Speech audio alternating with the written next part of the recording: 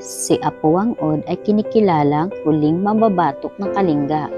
Hindi lamang siya isang tattoo artist, isa siyang buhay na kasaysayan at tagapag-ingat ng kultura ng kanilang tribo. Sa loob ng maraming dekada, ginamit ni Apo Wang-od ang sinaunang paraan ng batok, tattoo na ginagawa gamit ang uling, langis at thorn.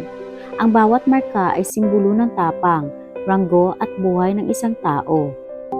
Sa unang aghusayan, may makakato sa datagun ang hangrid tri.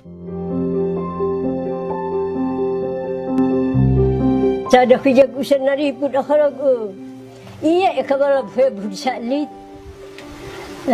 Anak ko ay mumadara, humuragay buhay laruy. Sijak sa awi. Sa sucangan nyo yun, takayub dyan. Sijak. Dan iya mantakatakas. Iya malabhu-yabhu. Abis gawkot-gwa ka rin po dyan. Khasog.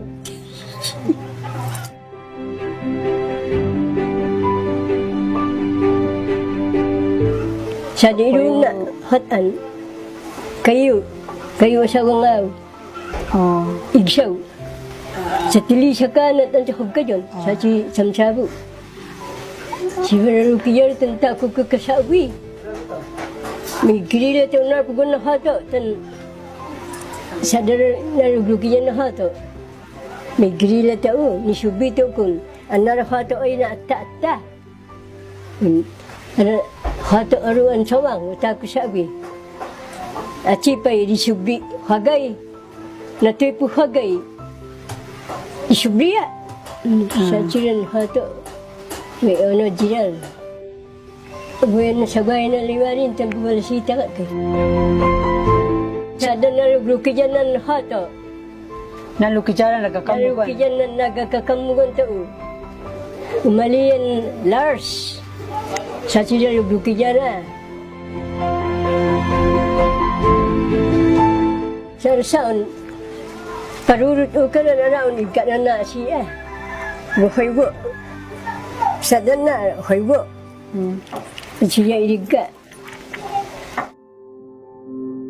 Sa damiling na, saon, liang, Chris, sa timining na, kayo aming mandadato. Siyang kayo, nanayan yung tuyong saro, yung tuyong saran, yan na, disaw niyo, yugad. Yung tuyong saran, makalan sa aron siya, mangkay tsakay. Siru-siru.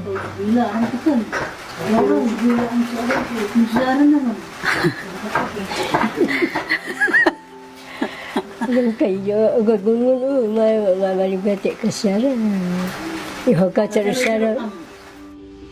Sa kanyang ninuno, ipinapasa na ni Apo Wang-od ang tradisyon sa mga kabataan ng Buskalan. Ito ang paraan para hindi mawala ang kultura sa susunod na henerasyon.